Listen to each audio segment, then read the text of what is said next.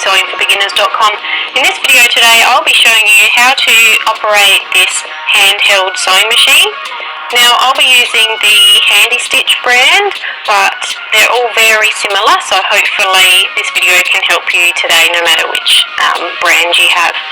Okay, so usually when you get your Handyheld out of the box, it will already be threaded up and have fabric in it. I've already taken the fabric out and I'm going to unthread it so I can show you step by step how to thread the machine up. Okay, so I'm going to remove this bobbin of thread.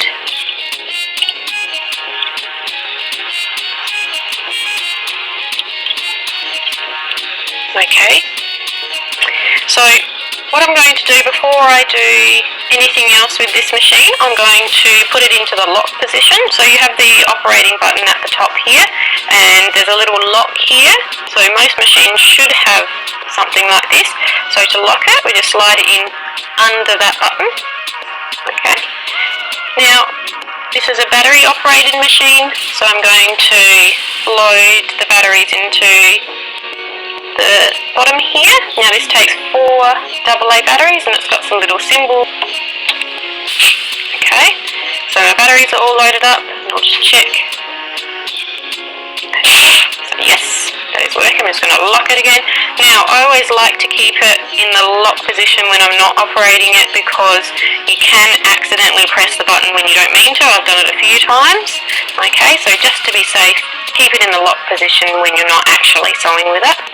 Okay, the next thing we need to do is we need to get some thread into it. Now you have this little pin that comes on the machine, and you may also get a spare longer pin as well. So if you actually want to use a spool of thread like this, you can just use that instead of having thread on the bobbin. Okay, I'm just going to use the short one for today. So I've got a bobbin loaded up here with some pink thread to make it easier for you to see, hopefully.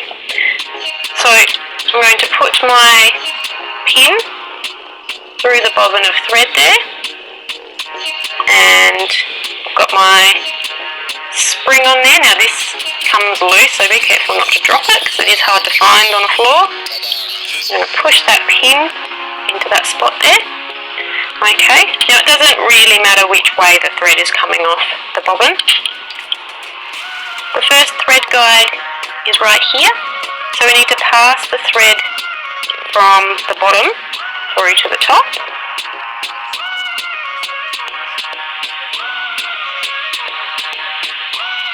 Okay, like so, hopefully you can see that.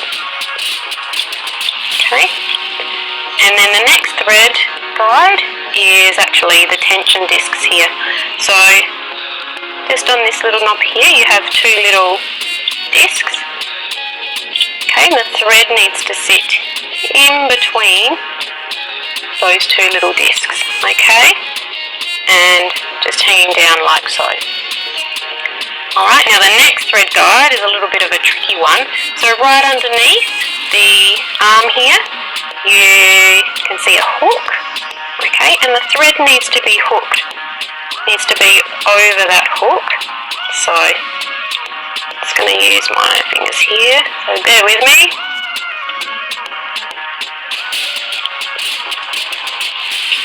Okay, so hopefully you can see that. Put the thread over the hook there. Okay, and the last thing we need to do is we need to put the thread through the needle going from the back through to the front. Now the direction is quite important. Now the easiest way I found to do this is with the little needle threader that they've given you in the little pack. So I put the little hook through the hole, or the eye of the needle, and I have the hook facing down, and just need to hook the thread under that hook. It'd be much easier if this was on the table, but I'm holding it here so it's easier for you guys to see.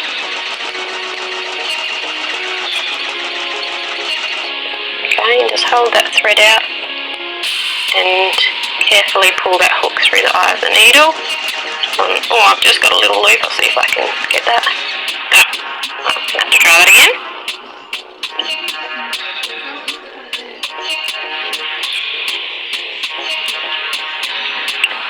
once you've got that little loop through, just pull the thread tail all the way through. Okay, now the machine is threaded and ready to use. Before we do that, I'm just going to show you a couple of other parts. Here we have the rotary wheel, so this allows you to take the needle up and down, so it doesn't matter which direction you use it in, either way works. Okay, and we also have this one, this bit here. This is the fastening plate. Okay, now we're showing you how to use that in a minute. Alright, we are ready to sew.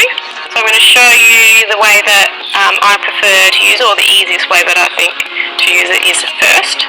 So the easiest way I found is to have the little handheld sewing machine sitting on your table like so. Use my left finger to operate the on-off switch, and then I use my right hand to guide the fabric through. Okay, so I've just got two pieces of cotton here that I'm using. Alright, so the easiest way I've found, when you're ready, unlock the machine. Just place your fabric at the beginning of the fastening plate here, so the fabric is going to be pulled from this direction towards the back, okay, or if you're holding it this way, it's going to go from right to left, okay. Right, so I've got it flat on the table. Right, I'm going to press the button down.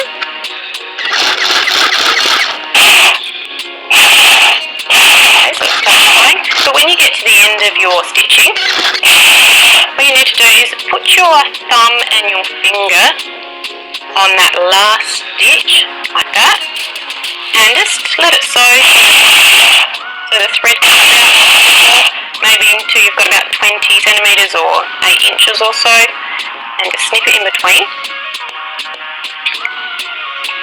If you pull that thread now and just leave it as it is, your sewing is going to gradually come unstitched. Okay, turn your fabric over, and you need to find the last loop. Okay, and you need to pull that thread tail from the front through to the back. So to secure your thread even more, grab the little hook that came with your pack, and what I like to do is just create a little loop with this thread. So lay it down like so. Okay, I'm going to keep my finger on that loop, and at the same time I'm going to pass this little hook with the little hook bit facing down under the last stitch, and I'm going to grab that thread and pull it under that stitch. Pull it all the way through, don't let that little loop come through. And then I'm just going to pass that thread tail through the loop. Okay, and pull it nice and tight.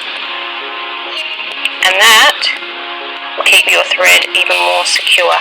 Okay, now the other end should be fine. Okay, but if you want, you can do the same thing with that end.